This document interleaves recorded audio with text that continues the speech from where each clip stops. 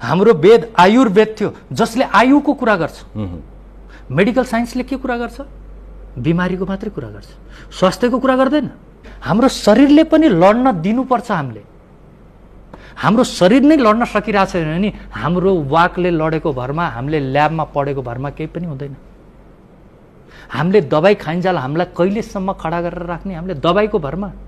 दबाईले त कति दबाई त त्यही हो नि, दबाई भनेको दबाउने जस्तो हो। एक्ज्याक्टली हो नि, त्यही हो। एउटा चिज काटेर अर्को चिज टाल्ने काम मात्रै गरेको। जबकि अहिलेको अवस्थामा मान्नुपर्ने भने सही कुरा त हामीहरूले जानुपर्ने आयुर्वेद हो।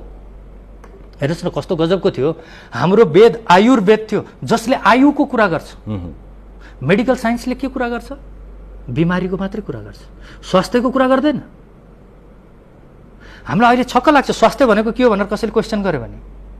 हामीलाई त स्वास्थ्यको अनुभूति हुन्छ नै जब बिरामी भएपछि।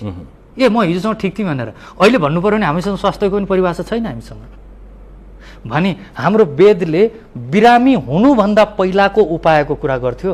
ती वेदहरूलाई चाहिँ स्याडोमा पारियो हैन।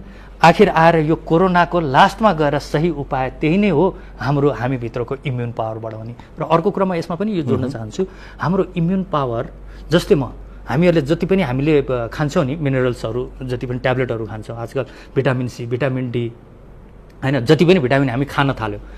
प्रब्लम के भयो? जब हामी खान्छौँ भने हाम्रो शरीर अल्छी हुँदैन। त्यही अल्छीकै त हामी बाहिरी रूप हो नि, अर्को अल्छी, बृहत अल्छीमा।